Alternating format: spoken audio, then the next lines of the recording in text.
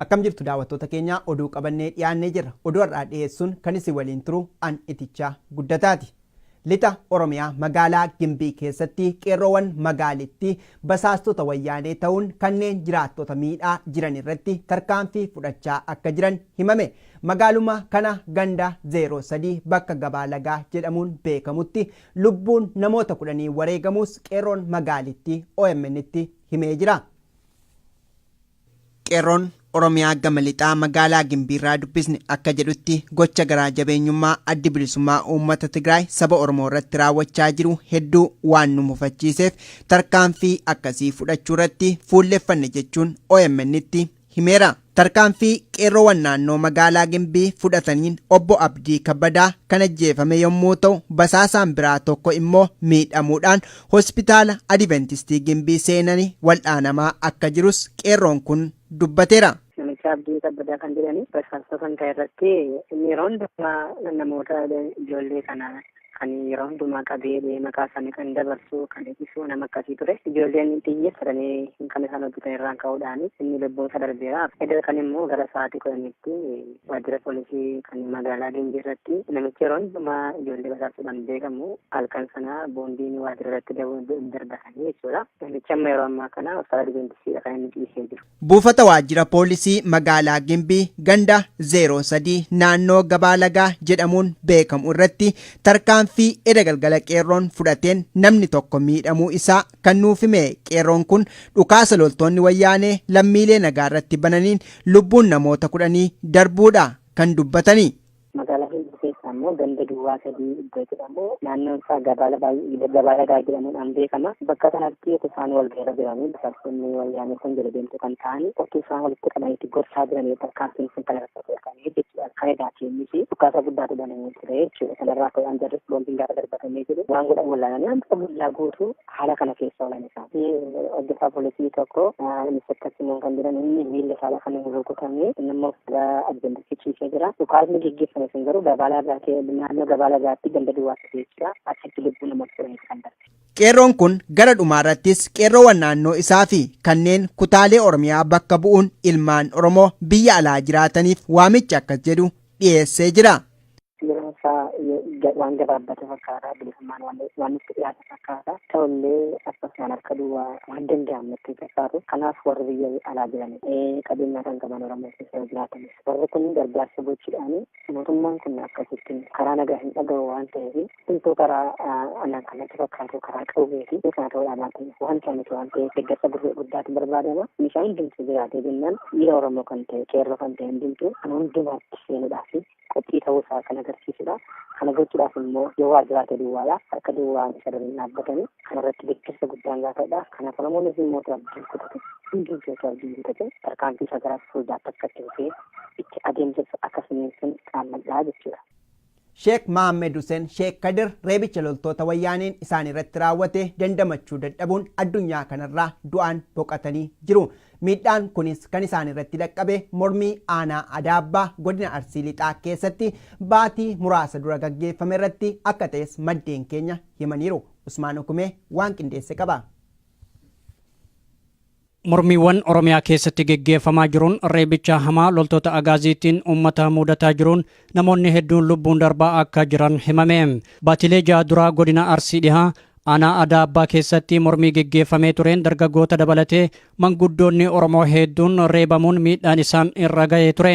Ammas akkasuma keessumattuu manguddoonni kun reebamanii garmalee waan hubamaniif miidhaa kanarraa dandamachuu dadhabuudhaan wayita amma lubbuun darbaa akka jiran himame. Isaan keessaa Sheek Mohammad Hussein Sheek Kadir nam tokkodha. Jiraattuun aanaa Adaabbaa akka nuuf himanitti Sheek Mohammad Hussein loltoota agaaziitiin garmalee reebamanii cinaachi isaanii cabee tiruu waraanuun yeroo dheeraaf miidhamaa turan. Miidhaan sun itti hammaachuun aduu wixataa darbee kana du'aan addunyaa kanarraa boqotaniiru jedhan. Mohammad Hussein Sheek Kadir yeroo Adaabbatti namoota tumanii namoota baay'ee uummanni Oromoo jedhamu ijoollee baay'ee yeroo qabanii tumanii qaban.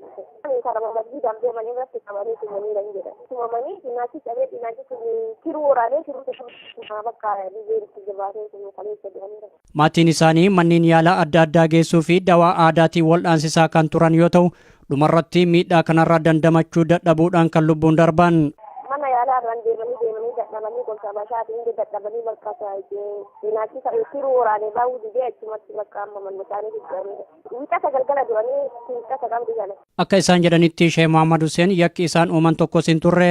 Salaata isaanii salaatuuf jecha gara masjiidaa deemaa osoo jiranii karaa gubbaatti loltoonni agaazii haala nama gaddisiisuun reebanii turan. Booda cinaachi isaanii cabee haalaan waan hubamaniif miidhaa kana waldhaanamaa osoo jiranii addunyaa kanarraa godaananiiru jedhan. Sheekh Muhammad Hussein abbaa maatii hedduu ta'uullee nuuf himanii firoottanii fi maatiin isaanii hundi gaddaan liqinfamaniiru jechuun akkasitti dubbatan.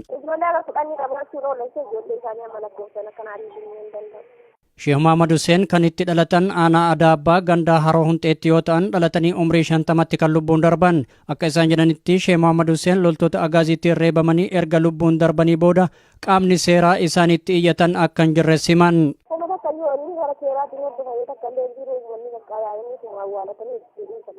Achuma magaalaa Adaabbaatti manguddoon Oromoo Haji Guyyee Duulaa reebicha loltoota agaaziitiin isaan mudatee ture irraa dandamachuu dadhabuun ji'oota muraasa dura lubbuun darbuu isaaniittis gabaasuun keenya ni yaadatama. Akka jiraattuu naannichaa tunnuuf himanitti yeroo gara yerootti namoota keenya ajjeefamaa jiran awwaalataa jirra. Baatilee muraasa dura manguddoo Oromoo Haji Guyyee erga awwaalatanii booda ammas Sheekh Muhammad Hussein awwaalannee gaddaarra jedhan. Haji Guyyee Duulaa jedhamanii isaan garuu akka boqotan turanii irraan dabalanii amma isaan illee itti daballee qamaan guunnanii jaalanii. Wayita garagaraatti namootuma keenyaa harka mootummaatiin ajjeefaman awwaalannee booyuu qofa osoo hin taane falmii geggeessuu qofatu nu baasa jechuun dubbatanii jiru. Bara darbe keessaa mormii magaalaa Adaabbaatti geggeeffamee tureen guyyaa tokkotti namoonni 6 yoo ajjeefaman 8 madaa'uu isaanii kan dagatamu miti. Walloo magaalaa Baateetti humnoonni waraana mootummaa wayyaanee namoota nagaa ajjeesuu fi hidhaatti guuraa akka jiranii jiraattonni dubbatanii. Jiraattonni garuu gaaffiin keenya gaaffii bilisummaa waan ta'eef hanga bilisoomnuutti mormii keenyarraa duubatti hin deebinu jechaatti jiru. Bal'inni isaa akka armaan gadiitti dhiyaata. Jiraataan magaalaa Baatee Walloorraa dubbisne akka jedhanitti humnoonni wayyaanee hidhaa fi reebicha garmaleen jiraattota dararaa jiraachuu isaanii dubbatanii. Magaalaa kana keessatti nageenya lammiilee booressaatti kan jiran humnoonni waraanaa kunneen ambulaansii namni dhukkubsatee itti gara mana yaalaa haa deemuuf ramadamtetti dhimma ba'uun namoota goolaatti akka jiran dubbatu. Nama 17 hidhamee jira magaalaa Baatee irraati. Magaalaa kanarra hawaasni naannoo Baateedha doorsa guddaarra jira. Humni mootummaadha ombolaa amma nama dhukkubsata fayyadabeetitti deemu kana jechuun mana beekara ombolaasiin deemanii bifa fakkaaneen baajaaja xixiqqaa tanaan wanni sa'a tokko booda deemu qaama mootummaati jechuudha. Qaamni mootummaadha sa'a tokko booda ala bahuun hin jiru qe'ee kee keessa walitti deemuun hin jiru doorsa guddaatu jira. Uummatara miidhaa geessisaa jira. Gochoonni garaa jabeenyaa fi sukkaneessaan jiraattota irratti raawwachaatti haa jiraatan malee sabicha qabsoo kanarraa duubatti deebisaa hin jiru. Kaayyoon warraaqsa keenyaa hanga bilisummaatti jechuun namni kun dubbataniiru.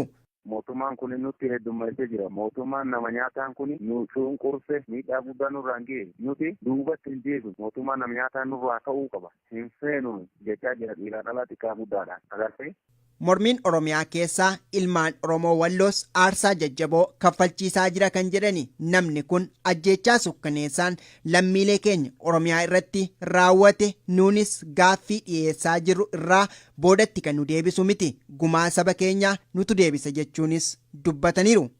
Ijoolleen keenya haga ammaatti nurraa guuramte ajjeefamte hidhamte har'a itti dhumna akka ijoollee darbitee sanitti itti dhumna malee duubatti hin deebinu jechaa jirti. Agartee aarsaa Oromiyaa keessatti dhiiga ilmaan namaa dhangalaasaa jira. Ka Oromiyaa keessaa sun asillee kunooti walloorra nu qaqqabe kutaa keenyarra akka ijoollee Oromiyaa irratti dhumte san itti dhumna malee duubatti hin deebinu nuyi. Hin dhumna malee duubatti hin deebinu jechaa jiran uummanni dhaadachoo agarsiisaa jiran. Mootummaa wayyaanee uummattoota ollaa walitti buusuun aangoo irra turuu barbaada kan jedhani namni dubbifne kun jiraattota Affaar tokko meeshaa gurguddaa hidhachiisuun nutti bobbaasi jechuun balaaleffatanii.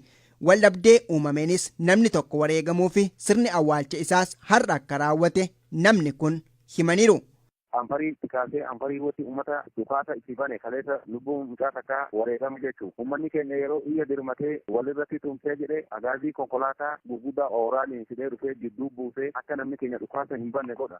Nuti jidduu keessan buunee namni dhukaasa bante meeshaa sin irraa guurama jedhee faa uummata doorsaa uummanni moonu. Kun osoo kanaan jiru bulchaa aanaa Daawee Harawaa agaazii waamee nu ficcisiisaa jira jechuun jiraattonni dubbachaatti jiru. gartuun koomaandi poost aanaa daawwee harawaa maanneeffate uummata hiriirsaa jiraachuu kan ibsani jiraattonni kunneen itti gaafatamaan dhimma nageenyaa aanaa isaanii adda durummaan lukkee diinaa ta'e of qusachuu baannaan tarkaanfii hadhooftuutu irratti fudhatama jechuunis akeekkachiisaniiru. Godina Shawaa Bahaa aanaa Liiban Cuqqaalaatti loltoonni agaazii jiraattota sarbaa jiraachuun himame. Namoonni hedduun qe'ee dhaloota isaanii gadi lakkisanii baqachuunis himamee jira. Gabaasa kanaaf Usmaan Hukumee. Godina Shawaa Bahaa aanaa Liiban Cuqqaalaatti gidiraan hammeenyaa waraana agaaziitiin jiraattota mudataa jiru ammas akkuma itti fufeetti jira. Kun ifatti kan gaggeeffamaa jiru erga mormiin seena qabeessaa biyyattii hudhee qabee as akka ta'e jiraattonni OMN itti himan. Mormiilee kanaan dura aanaa sanitti gaggeeffamee tureen namoonni hedduun loltoota agaaziitiin yoo ajjeefaman isaan keessaalee 2 ajjeefamuun ni yaadatama. Kana sababeeffachuun namoota kana raawwatan dhiyeessaa jechuun duuchaan namoota nagaa hidhaa jiran. Akka waliigalaa aanaa Liiban Cuqqaalaatti rakkoon kun haalaan cimee kan jiru yoo ta'u ganda dalgagalaa Jiddaa jedhamutti ammoo daran hammaachuu jiraataan aanichaa tokko addeessan. Aanaa Liiban godina Shawaa Bahaa keessatti wanti kun kan cimee jiru ganda daldagalaa Jiddaan jedhamu wayiiti ganda wayiiti. As keessatti haalli kun kan cimee jiru beeka. Wanti biraas immoo namoota warra kana addunyaa jala ajjeesan amma argatanii yoo amma harka kennanitti jedhanii namoota dhaban oofa. Shamarran oofa daa'imman isaanii jala qabanii amma dubartootaaf shamarran maayilaa fuutanii. Akka namni kun jedhanitti mormii darbe irratti erga namni tokko loltoota agaaziitiin ajjeefame guyyaa yaadannoo 40ffaaf jecha namoota walgaan irratti loltoonni kun dhukaasa banan. Kanarratti jiraattonnis ofirraa ittisuu itti fufan. Battalumatti rasaasni loltoonni kun uummata irratti dhukaasaa turan isaanuma ajjeesuu himanii kana sababeeffachuun namoota nagaa qabuudhaaf ammas socho'aa akka jiran dubbatan. Fincila yeroo darbe irratti nama rooba biroodha.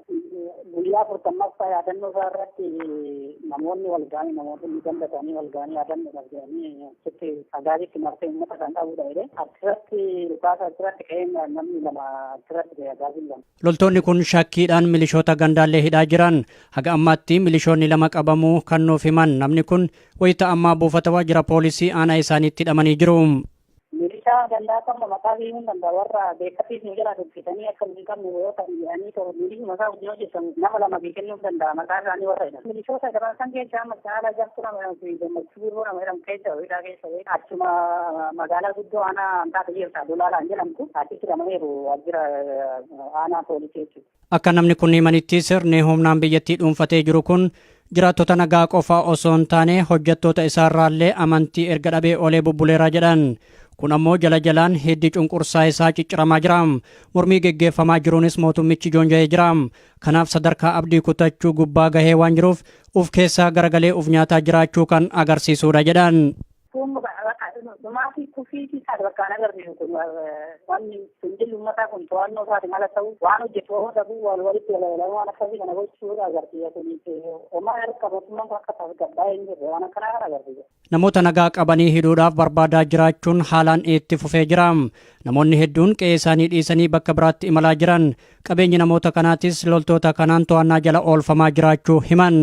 Wanni ta'aa jiru kana namoota kan barbaadan kana maqaa isaa waan kana minaan naammattan jedhanii minaan haamamaa hin jiru namoota minaan isaanillee uummanni walitti fayyadamanii naammeedhanii irraa dhiyaa jiru. Loon isaanii mooraa guutuu fuudhanii mana hidhaa jiran loon maatii isaanii immoo meeqa ta'an mana hidhaa jiru loon hidhamanii amma isaan mana keenyatti loon kun lakkaa'amanii hidhamanii. Kun waan mootummaa jedhamu miti kun waan haamilee mootummaa tokko gadiidha waan nama biyya bulchan tokko gadiidha waan akkamitti looni Jiraattonni hafan ammoo sirna cunqursaa kanaaf harka hin kenninu jechuun diddaa isaanii agarsiisaa jiraachuullee namni kun ibsanii jiru. Labsii yeroo muddamaa sababeeffachuun jiraattonni godina Booranaa lammiilee daangaa biyya keenya jiraatan gosa Booranaa waliin akka waliin quunnamne mootummaa wayyaanee nu guree jira jechuun komatanii. Kun osoo kanaan jiru rakkoo hongee naannoo sanatti mudateen namoonnii fi beelladoonni hedduun miidhamaa jiraachuunis ibsamee jira. Bal'inni isaa kunooti. Oromoonni godina Booranaa naannoo daangaa jiraatan hariiroo hawaasummaa Oromoo gama keenyaa waliin akka hin jiraanne sirni wayyaanee nu daangessee jira jechuun komatanii. Oromoon Booranaa kun yoo ammoo daangaa kanaa dhiyaatu warri cinaa wal ciisaa bulan dinagdeedhaan waan of danda'aniif xiqqoo jalaatti buluu waan hin dandeenye jedhanii sistemiidhaan akkasuudhaan muummichi ministeera Kaduraanii jiru akkasii booda diisii jedhee waan akkasa kan beekaa keessatti akkasii wanni godha turan. Itti dabaluun kanaan dura namni nu daangessee beeku hin jiru. Amma erga wayyaaneen haala muddamaa keessa galtee kan bahe qajeelfama haaraadha jechuunis dubbataniiru.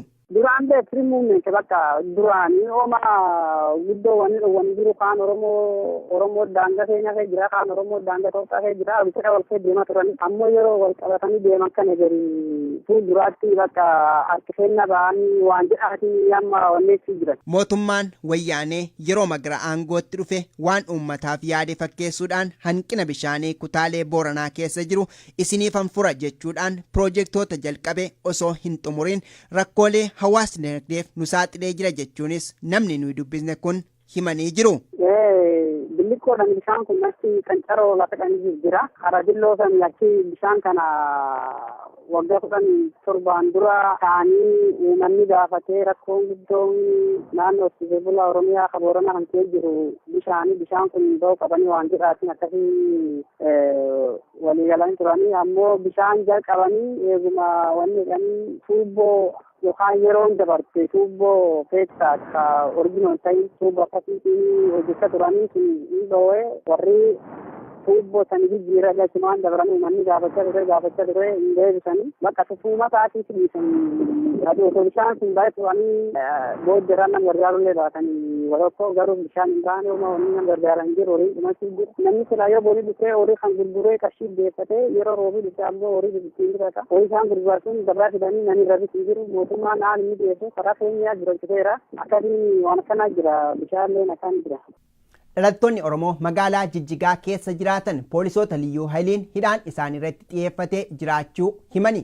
Mooraan yuunivarsiitii Jijjigaatis yeroo ammaa hoomaa waraanaa biyyittiin marfamuunis himamee jira. Usmaan Ukumee gabaasa qaba. Baroota dheeraaf dhalattoonni Oromoo magaalaa Jijjigaa keessa jiraataa kan turan yoo ta'u amma immoo haala adda ta'een funaanamanii hidhamaa jiraachuun himame. Jiraataan magaalattii tokko akka jedhanitti baatii darbeerraa kaasee haga ammaatti namoonni hedduun manneen isaanii keessaa qabamanii hidhamaa jiraachuu himanii kana raawwachaa kan jiran poolisoota liyyuu hayiliiti. Haala amma argaa jirruun hidhamiinsi kana fakkaatu kanaan dura hin turre kan jedhan namni kun ifatti geggeeffamaa kan jiru erga mormiin waggaa tokkoof Oromiyaa keessatti jalqabee as akka ta'e himan. Roorroon daangaa dabarteen dhalattoota Oromoo irratti raawwatamaa jiruun namoonni hundi yaaddoo keessa seenanii jiran yakka tokko malee kanneen qabaman battalumatti mootummaa federaalaatti kennamaa jiru jedhan. Qabeenyi isaan bara dheeraaf kuufatanis poolisoota liyyuu hayilii kanaan jalaa saamamaa jira. Namoonni danfa isaanii dhangalaasanii hojii humnaa hojjechuun uf jiraachisan wayita ammaa manneen hidhaa keessatti waan argamaniif daa'imman isaanii ammoo miidhamaa jiru jedhan. Kanaaf magaalaa Jijjigaa keessatti haalli dhalattoota Oromoo mudataa jiru daran gaddisiisaa ta'uu namni kun himan. Hangama Jijjigaa keessa jiru baay'ee rakkisaadha jettee uummata keessumaa akka loonitti karaadhaa qabanii mana gaachina qabu. Sababuma eenyummaa isaaniitti Oromummaa isaaniitti nama Oromoo afaan Oromoo yoo karaa irratti argan qabanii mana hidhaa nama Oromoo ta'e qofa bakka alaalchisanii amma uummata Oromoo qofa irratti beektu. Poolisoonni liyyuu hayilii fi gareen kora bittinneessaa jedhaman waliin ta'uun uummata Oromoo adamsanii hidhuu itti fufanii jiru jedhan. Namoota kana jechuun hin danda'u. Bakkuma argamutti namoota akkuma nama loonii mooraatti naquu deemu akkasumatti qabanii namoota naquu biyya poolisii fi maal kanaa magaalicha keessa jiran. Akka namni kun dubbatanitti qaamonni hidhaa irratti bobba'an kun maqaa hin jirre itti moggaasuun kan namoota nagaa kana duuchaan hidhaa jiran. Sababa kanaaf gara itti iyyatanii fi bakka itti baqatan dhabanii hiraarfamaa jiru. Bakka nuti dalagaa dalannuufi yoo nu hojjenne maallaqa nuuf hin kennan isin hojii humnaa hojjennu jecha isin shororkeessitoota shiftoota nuun jedhu waan namatti mannuu qabnu lafa nu qabnu baay'ee rakkisaa keessa jirru. Oromiyaa keessatti ji'oota 12 oliif mormii geggeeffamaa jiru sababa taasifachuun hidhaan isaan mudataa kan jiru yoo ta'u gara qe'ee dhaloota isaanii deebi'uuf ammoo haalli jiru hidhaa fi ajjeechaadha jedhan. Haaluma sochii Oromiyaa keessa ture aartii baay'ee sodaataa jiru beektee asiisin taasisu akka caalu Oromoodha kan magaalicha keessa jiraatu beekti. Kanaaf jecha baay'ee sodaatu haalli isaa baay'ee rakkisaadha. Nu fayyadamanii jiraachuuf yoo keessaa bahuufitti maallaqa hin qabne keessa jiraachuuf baay'ee rakkisaa ta'aa jira. Kun kanaan osoo jiru yuunivarsiitiilee hedduu keessatti ammas mormiin barattootaa itti fufee jira. Dhiheenya kanarraa jalqabee mormiin barattootaa bifa haaraan geggeeffamaa kan jiru yoo ta'u, keessumattuu ajjeechaaf hidhaan uummata Oromoo irraa haa dhaabbatu jechuun barattoonni yuunivarsiitiiwwan Jimmaa, Wallaggaa fi Amboo keessatti mormii geggeeffamaa jira. Barattoonni hedduun reebicha raayyaa ittisa biyyaatiin yoo miidhaman, irra jireessaan ammoo manneen hidhaatti guuramaa jiran. Kanaan walqabatee mooraa yuunivarsiitii Jijigaa wayita ammaa kana hoomaa waraana biyyattiin marfamee eeggamaa akka jirus namni kun himan. Har'a kana mooraa kanatti biyyi poolisii fi makalakayaan marsanii turanii ijoolleen hiriira ba'u jedhanii shakkii jira. Jimmaarraa ijoolleen baatee jedhanii shakkii maanii marsanii jiru amma kaampaasii. Hayyeen daawwattoota keenya oduun har'aaf qabannee dhiyaanne kanumaan gammaa ture. Oduu har'aa isinitti himuun kan isin waliin ture an itichaa guddataati. Sagantaalee OMN biroo waliin turtii gaarii.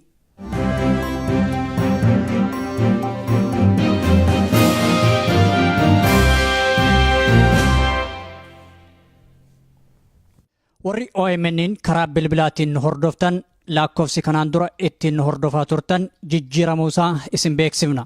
Haaluma kanaan lakkoofsofni haarofni tolaan OMN ittiin dhageeffachuu dandeessan kanneen United States keessa jiraattan 641525055 United Kingdom 0330332633 Germany 511 0904047 Norway 219532 08 Sweden 08403 03194 Italy 0689 73019 South Africa yookaan Afrikaa Kibbaa 271 210 03 057 Australia 0280 72 5170 irratti nu dhageeffachuu dandeettan.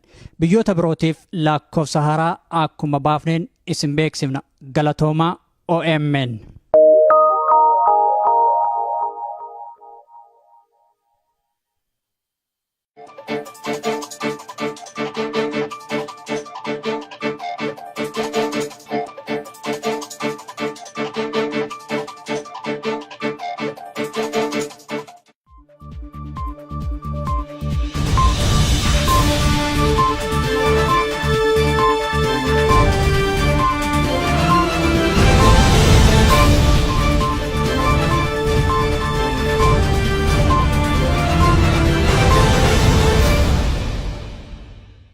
jiru. Miidhaan kunis kan isaan irratti dhaqqabe mormii aanaa Adaabbaa godina Arsii Lixaa keessatti baatii muraasa dura gaggeeffame irratti akka ta'es maddeen keenya himaniiru. Usmaan Hukumee waan qindeesse qaba. Mormiiwwan Oromiyaa keessatti geggeeffamaa jiruun reebicha hamaa loltoota agaaziitiin uummata mudataa jiruun namoonni hedduun lubbuun darbaa akka jiran himame. Baatilee ja'a duraa godina Arsii Dhihaa aanaa Adaabbaa keessatti mormii geggeeffamee tureen dargaggoota dabalatee manguddoonni Oromoo hedduun reebamuun miidhaan isaan irra ga'ee ture. Ammas akkasuma keessumattuu manguddoonni kun reebamanii garmalee waan hubamaniif miidhaa kanarraa dandamachuu dadhabuudhaan wayita ammaa lubbuun darbaa akka jiran himame. Isaan keessaa Sheekh Muhammad Hussein Sheekh Kadir namtokkoodha. Jiraattuun aanaa Adaabbaa kanuuf himanitti Sheekh Muhammad Hussein loltoota agaaziitiin garmalee reebamanii cinaachi isaanii cabee tiruu waraanuun yeroo dheeraaf miidhamaa turan. Miidhaan sun itti hammaachuun aduu wixataa darbee kana du'aan addunyaa kanarraa boqotaniiru jedhan. Yeroo Adaabbaatti namoota tumanii namoota baay'ee uummanni uumamaa jedhamu ijoollee baay'ee yeroo qabanii tumanii qaban. Karama masjiidaan deemanii irratti qabanii tumanii kan jedhan. Tumamanii cinaachi cabee cinaachi tiruu waraanee tiruu bakka lizeeritti jabaatee tumuu kaleessa jedhanidha. Maatiin isaanii manneen yaalaa adda addaa geessuu fi dawaa aadaatiin wal'aansisaa kan turan yoo ta'u dhumarratti miidhaa kanarraa dandamachuu dadhabuudhaan kan lubbuun darban. Mana yaalaa irraan deemanii dadhabanii gosa bashaatiin dadhabanii bakka cinaachi tiruu waraanee baay'ee didee achumatti bakka amma manni isaanii jijjiiranidha. Wiixata galgala duranii wiixata qabdi jala. Akka isaan jedhanitti Sheekh Muhammad Hussein yakki isaan uuman tokkos hin turre. Salaata isaanii salaatuuf jecha gara masjiidaa deemaa osoo jiranii karaa gubbaatti loltoonni agaazii haala nama gaddisiisuun reebanii turan. Booda cinaachi isaanii cabee haalaan waan hubamaniif miidhaa kana wal'aanamaa osoo jiranii addunyaa kanarraa godaananiiru jedhan. Sheekh Muhammad Hussein abbaa maatii hedduu ta'uullee nuuf himanii firoottanii fi maatiin isaanii hundi gaddaan liqinfamaniiru jechuun akkasitti dubbatan. Sheekh Muhammad Hussein kan itti dhalatan aanaa Adaabbaa gandaa Haroo Hunxeetti yoo ta'an dhalatanii umrii 50tti kan lubbuun darban. Akka isaan jedhanitti Sheekh Muhammad Hussein loltoota agaaziitti reebamanii erga lubbuun darbanii booda qaamni seeraa isaanitti iyyatan akka hin jirres himan.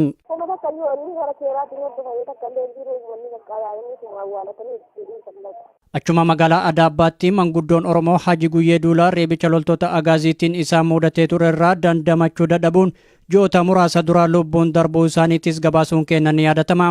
Akka jiraattuu naannichaa nuuf himanitti yeroo gara yerootti namoota keenya ajjeefamaa jiran awwaalataa jirra.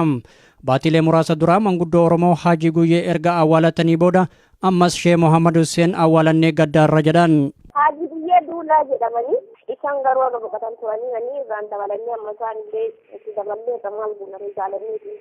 Wayita garagaraatti namootuma keenyaa harka mootummaatiin ajjeefaman awwaalannee booyuu qofa osoo hin taane falmii geggeessuu qofatu nu baasa jechuun dubbatanii jiru. Bara darbe keessaa mormii magaalaa Adaabbaatti geggeeffamee tureen guyyaa tokkotti namoonni 6 yoo ajjeefaman 8 madaa'uu isaanii kan dagatamu miti. Walloo magaalaa Baateetti humnoonni waraana mootummaa wayyaanee namoota nagaa ajjeesuu fi hidhaatti guuraa akka jiranii jiraattonni dubbatanii. Jiraattonni garuu gaaffiin keenya gaaffii bilisummaa waan ta'eef hanga bilisoomnuutti mormii keenyarraa duubatti hin deebinu jechaatti jiru. Bal'inni isaa akka armaan gadiitti dhiyaata. Jiraataan magaalaa Baatee Walloorraa dubbisne akka jedhanitti humnoonni wayyaanee hidhaa fi reebicha garmaleen jiraattota dararaa jiraachuu isaanii dubbatanii. Magaalaa kana keessatti nageenya lammiilee booressaatti kan jiran humnoonni waraanaa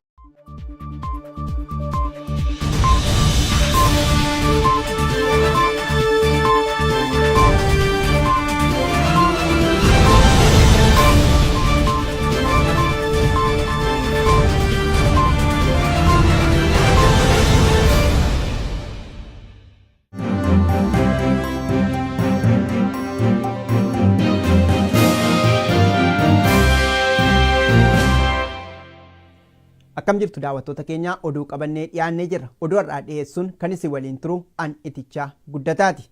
Lixa Oromiyaa magaalaa Gimbii keessatti qeerroowwan magaalittii basaastota wayyaanee ta'uun kanneen jiraattota miidhaa jiran irratti tarkaanfii fudhachaa akka jiran himame. Magaaluma kana ganda 03 bakka Gabaa Lagaa jedhamuun beekamutti lubbuun namoota 10 wareegamuus qeerroon magaalittii OMN'tti himee jira. Qeerroon Oromiyaa gama lixaa magaalaa Gimbiirraa dubbisne akka jedhutti gocha garaa jabeenyummaa addi bilisummaa uummata Tigraay saba Oromoo irratti raawwachaa jiru hedduu waan nu mufachiiseef tarkaanfii akkasii fudhachuu irratti fuulleffanne jechuun OMN'tti himeera. Tarkaanfii qeerroowwan naannoo magaalaa Gimbii fudhataniin obbo Abdii Kabbadaa kan ajjeefame yommuu ta'u basaasaan biraa tokko immoo miidhamuudhaan hospitaala Adventistii Gimbii seenanii wal'aanamaa akka jirus qeerroon kun dubbateera. Namicha Abdii Kabbadaa kan jedhani basaastota kan ta'e irratti yeroo hundumaa namoota ijoollee kana kan yeroo hundumaa qabee maqaa isaanii kan dabarsu kan ibsu nama akkasii ture. Ijoolleen xiyyeeffatanii kan isaan hojjetan irraan ka'uudhaan inni lubbuun isaa darbeera. Edda kan immoo gara sa'aatii 10tti waajjira poolisii kan magaalaa Gimbii irratti namichi yeroo hundumaa ijoollee basaastuudhaan beekamu halkan sana boondiin waajjira irratti darbatanii jechuudha. Namichi amma yeroo ammaa kana hospitaala Adventistiidha kan inni ciisee jiru. Buufata waajjira poolisii magaalaa Gimbii ganda 03 naannoo Gabaa Lagaa jedhamuun beekamu irratti tarkaanfii eda galgala qeerroon fudhateen namni tokko miidhamuu isaa kan nuuf hime. Qeerroon kun dhukaasa loltoonni wayyaanee lammiilee nagaa irratti bananiin lubbuun namoota 10 darbuudha kan dubbatanii.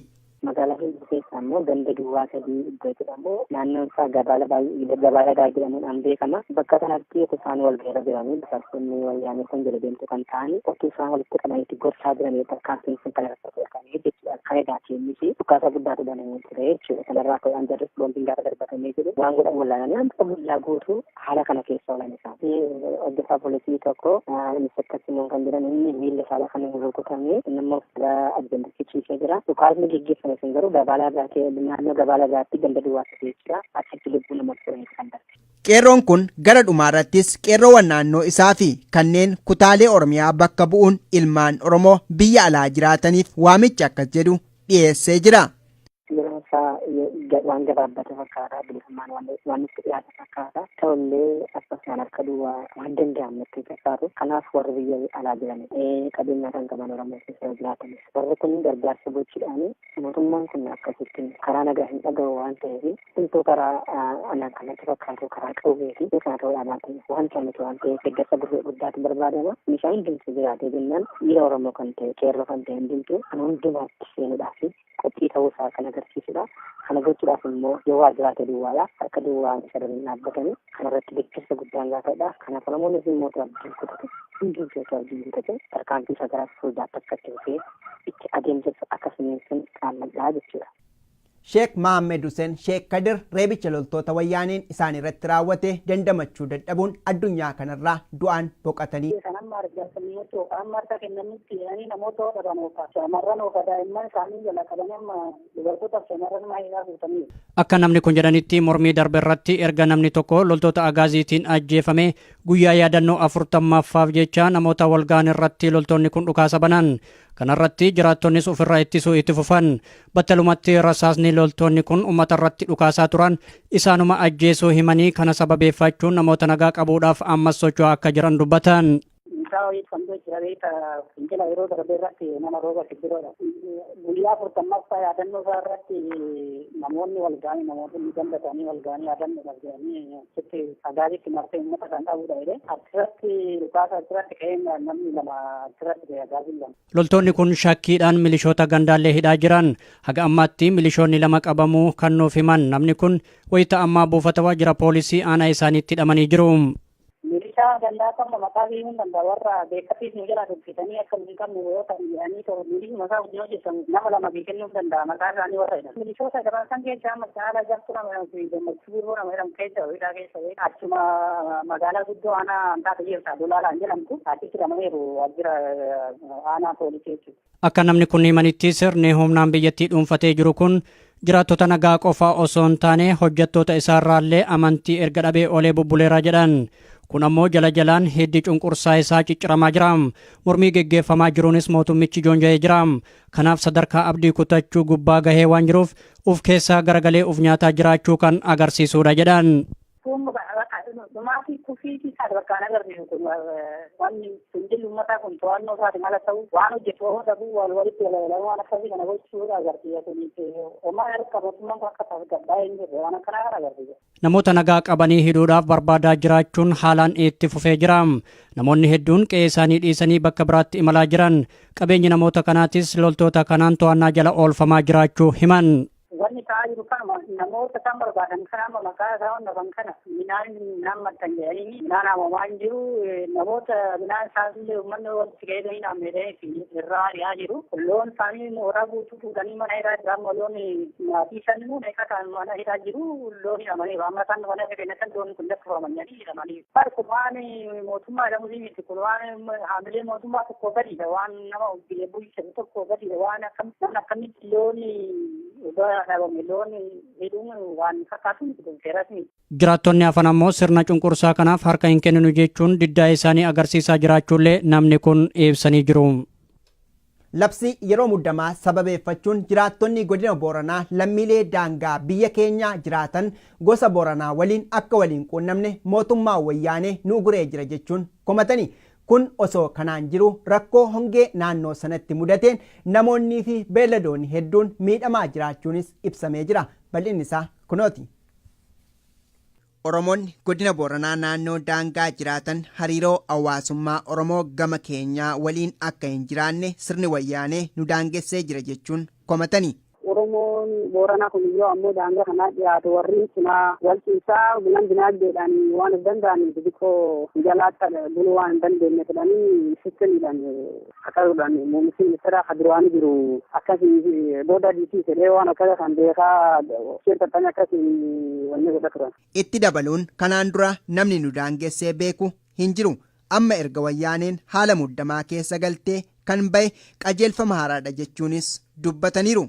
duraan beekri muummee bakka duraanii ooma guddoo wanni jiru kaan Oromoo kunneen ambulaansii namni dhukkubsatee itti gara mana yaalaa haa deemuuf ramadamtetti dhimma ba'uun namoota goolaatti akka jiran dubbatu.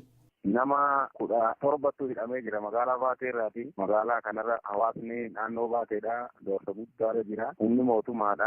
Ombolaa amma nama dhukkubsata fayyadabeetitti deemu kana jechuun mana beekaraa ombolaasiin deemanii bifa fakkaanneen baajaaja xixiqqaa tanaan wanni sa'a tokko booda deemu qaama mootummaati jechuudha. Qaamni mootummaadha sa'a tokko booda ala bahuun hin jiru. Qe'ee kee keessa walitti deemuun hin jiru. Doorsa guddaatu jira. Uummatara miidhaa geessisaa jira. Gochoonni garaa jabeenyaa fi sukkaneessaan jiraattota irratti raawwachaatti haa jiraatan malee sabicha qabsoo kanarraa duubatti deebisaa hin jiru. Kaayyoon warraaqsa keenyaa hanga bilisummaattiidha jechuun namni kun dubbataniiru. Mootummaan kun nutti heddummeessee jira. Mootummaan nama nyaataan kun nu cunqurse miidhaa guddaa nurraan ga'e. Nuti duubatti hin deebiin. Mootummaan nama nyaataan nurraa ka'uu qaba. Hin feenu jechaa jira dhiiraa dhalaa xiqqaa guddaadha. Agartee? Mormiin Oromiyaa keessaa ilmaan Oromoo Walloos aarsaa jajjaboo kaffalchiisaa jira kan jedhani namni kun ajjeechaa sukkaneessaan lammiilee keenya Oromiyaa irratti raawwate nuunis gaaffii dhiyeessaa jirru irraa boodatti kan nu deebisu miti gumaa saba keenyaa nutu deebisa jechuunis dubbataniiru. Ijoolleen keenya haga ammaatti nurraa guuramte ajjeefamte hidhamte har'a itti dhumna akka ijoollee darbitee sanitti itti dhumna malee duubatti hin deebinu jechaa jirti. Agartee aarsaa Oromiyaa keessatti dhiiga ilmaan namaa dhangalaasaa jira. Ka Oromiyaa keessaa sun adillee kunooti walirra nu qaqqabe kutaa keenyarra akka ijoollee Oromiyaa irratti dhumte san itti dhumna malee duubatti hin deebinu hin dhumna malee duubatti hin deebinu jechaa jiran uummanni dhaadachoo agarsiisaa jiran. Mootummaa wayyaanee uummattoota ollaa walitti buusuun aangoo irra turuu barbaada kan jedhani namni dubbifne kun jiraattota Affaar tokko meeshaa gurguddaa hidhachiisuun nutti bobbaase jechuun balaaleffatani. Waldhabdee uumameenis namni tokko wareegamuu fi sirni awwaalcha isaas har'a akka raawwate namni kun himaniiru. Anfarii kaasee anfarii wati uummata dhukaasa itti bane kaleessa lubbuun mucaa takkaa wareegame jechuudha. Uummanni keenya yeroo iyya dirmatee walirratti tumsee jedhee agaazii konkolaataa gurguddaa ooraaliin fidee dhufee jidduu buusee akka namni keenya dhukaasa hin banne godha. Nuti jidduu keessan buunee namni dhukaasa bante meeshaa sin irraa guurama jedhee fa'aa uummata doorsaa uummanni moonu. Kun osoo kanaan jiru bulchaa aanaa Daawwee Harawaa agaazii waamee nu ficcisiisaa jira jechuun jiraattonni dubbachaatti jiru. Gartuun koomaandi poost aanaa Daawwee Harawaa maanneeffate uummata hiriirsaa jiraachuu kan ibsani jiraattonni kunneen itti gaafatamaan dhimma nageenyaa aanaa isaanii adda durummaan lukkee diinaa ta'e of qusachuu baannaan tarkaanfii hadhooftuutu irratti fudhatama jechuunis akeekkachiisaniiru. Godina Shawaa Bahaa aanaa Liiban Cuqqaalaatti loltoonni agaazii jiraattota sarbaa jiraachuun himame. Namoonni hedduun qe'ee dhaloota isaanii gadi lakkisanii baqachuunis himamee jira. Gabaasa kanaaf Usmaan Hukumee. Godina Shawaa Bahaa aanaa Liiban Cuqqaalaatti gidiraan hammeenyaa waraana agaaziitiin jiraattota mudataa jiru ammas akkuma itti fufeetti jira. Kun ifatti kan geggeeffamaa jiru erga mormiin seena qabeessaa biyyattii hudhee qabee as akka ta'e jiraattonni OMN itti himan. Mormiilee kanaan dura aanaa sanitti geggeeffamee tureen namoonni hedduun loltoota agaaziitiin yoo ajjeefaman isaan keessaallee 2 ajjeefamuun ni yaadatama. Kana sababeeffachuun namoota kana raawwatan dhiyeessaa jechuun duuchaan namoota nagaa hidhaa jiran. Akka waliigalaa aanaa Liiban Cuqqaalaatti rakkoon kun haalaan cimee kan jiru yoo ta'u ganda dalgagalaa Jiddaa jedhamutti ammoo daran hammaachuu jiraataan aanichaa tokko addeessan. Aanaa Liiban godina Shawaa Bahaa keessatti wanti kun fanfamee jiru ganda daldagalaa Jiddaan jedhamu wayiiti ganda wayiiti. As keessatti haalli kun fanfamee jiru beeka. Wanti biraas immoo namoota warra kanaa immoo jalaa hanga seenaa fee jira kaan Oromoo daangaa Itoophiyaa fee jira abitira wal fee deemaa turan ammoo yeroo wal qabatanii deeman kana jiru fuulduraatti bakka harkifeenna ba'anii waan jedhaati amma wanneessi jiran. Mootummaan wayyaanee yeroo magara aangootti dhufe waan uummataaf yaade fakkeessuudhaan hanqina bishaanii kutaalee Booranaa keessa jiru isiniifan fura jechuudhaan piroojeektoota jalqabe osoo hin xumuriin rakkoolee hawaasni dinagdeef nu saaxilee jira jechuunis namni nuyi dubbisne kun himanii jiru. Billikkoodhaan bishaan kun natti qancaroo lafa dhanii jira. Harajilloo san lakki bishaan kana waggaa 17 dura ta'anii uummanni gaafatee rakkoon guddoon naannoo Horsiisee Bulaa Oromiyaa kan Booranaa kan ta'e jiru bishaan kun ba'uu qabanii waan jedhaatiin akkasii walii galanii turanii ammoo bishaan jalqabanii eeguma wanni jedhanii tuubboo yookaan yeroon dabarte tuubboo keessaa akka originoon ta'in tuubboo akkasiitiin hojjechaa turanii sun hin dhoowwe warri tuubboo sanii jijjiirra galchumaan dabaran uummanni gaafachaa ture hin deebisanii bakka tuffuma ta'aatiif dhiisanii osoo bishaan sun baay'ee turanii booddeeraan nama gargaarullee baatanii walokko garuu bishaan hin baane wanni nama gargaaran jiru horii dhumachuu jiru namni silaa yoo boolii dhufee horii kan gurguree qarshii deeffatee yeroo roobii dhufee ammoo horii bittiin jirata horii isaan gurguratuun dabraa fidanii namni irra bitiin jiru mootummaan aan inni dhiyeessu karaa keenyaa jiraachiteera akkasiin waan akkanaa jira bishaanleen akkaan jira. Dhalattoonni Oromoo magaalaa Jijjigaa keessa jiraatan poolisoota liyyuu hayiliin hidhaan isaanii irratti xiyyeeffatee jiraachuu himani. Mooraan yuunivarsiitii Jijjigaatis yeroo ammaa hoomaa waraanaa biyyittiin marfamuunis himamee jira. Usmaan Ukumee gabaasa qaba. Baroota dheeraaf dhalattoonni Oromoo magaalaa Jijjigaa keessa jiraataa kan turan yoo ta'u amma immoo haala adda ta'een funaanamanii hidhamaa jiraachuun himame. Jiraataan magaalattii tokko akka jedhanitti baatii darbeerraa kaasee haga ammaatti namoonni hedduun manneen isaanii keessaa qabamanii hidhamaa jiraachuu himanii kana raawwachaa kan jiran poolisoota liyyuu hayiliiti. Haala amma argaa jirruun hidhamiinsi kana fakkaatu kanaan dura hin turre kan jedhan namni kun ifatti geggeeffamaa kan jiru erga mormiin waggaa tokkoof Oromiyaa keessatti jalqabee as akka ta'e himan. Roorroon daangaa dabarteen dhalattoota Oromoo irratti raawwatamaa jiruun namoonni hundi yaaddoo keessa seenanii jiran. Yakka tokko malee kanneen qabaman battalumatti mootummaa federaalaatti kennamaa jiru jedhan. Qabeenyi isaan bara dheeraaf kuufatanis poolisoota liyyuu hayilii kanaan jalaa saamamaa jira. Namoonni danfa isaanii dhangalaasanii hojii humnaa hojjechuun uf jiraachisan wayita ammaa manneen hidhaa keessatti waan argamaniif daa'imman isaanii ammoo miidhamaa jiru jedhan. Kanaaf magaalaa Jijjigaa keessatti haalli dhalattoota Oromoo mudataa jiru daran gaddisiisaa ta'uu namni kun himan. Hangana Jijjigaa keessa jiru baay'ee rakkisaadha jettee uummata keessumatti akka loonitti karaarraa qabanii mana gaachina qabu. Sababuma eenyummaa isaaniitti Oromummaa isaaniitti nama Oromoo kan Oromoo yoo karaa irratti argan qabanii mana jiru. Nama Oromoo ta'e qofa bakka alaalchisan amma uummata Oromoo qofa irratti beektu. Poolisoonni liyyuu hayilii fi gareen kora bittinneessaa jedhaman waliin ta'uun uummata Oromoo adamsanii hidhuu itti fufanii jiru jedhan. Namoota kana jechuun bakkuma argamutti namoota akkuma nama loonii mooraatti naquu deemu akkasumatti qabanii namoota naquu biyya poolisii fi maal kanaa magaalicha keessa kan jiran. Akka namni kun dubbatanitti qaamonni hidhaa irratti bobba'an kun maqaa hin jirre itti moggaasuun kan namoota nagaa kana duuchaan hidhaa jiran. Sababa kanaaf gara itti iyyatanii fi bakka itti baqatan dhabanii hiraarfamaa jiru. Bakka nuti dalagaa dalannuu fi yoo nu hojjenne maallaqa nuuf hin kennan isin hojjennu jechuudha. Isin shororkeessitoota shiftoota nuun jedhu waan namatti mannuu qabnu lafa nuun qabnu baay'ee rakkisaa keessa jirru. Oromiyaa keessatti ji'oota 12 oliif mormii geggeeffamaa jiru sababa taasifachuun hidhaan isaan mudataa kan jiru yoo ta'u gara qe'ee dhaloota isaanii deebi'uuf ammoo haalli jiru hidhaa fi ajjeechaadha jedhan.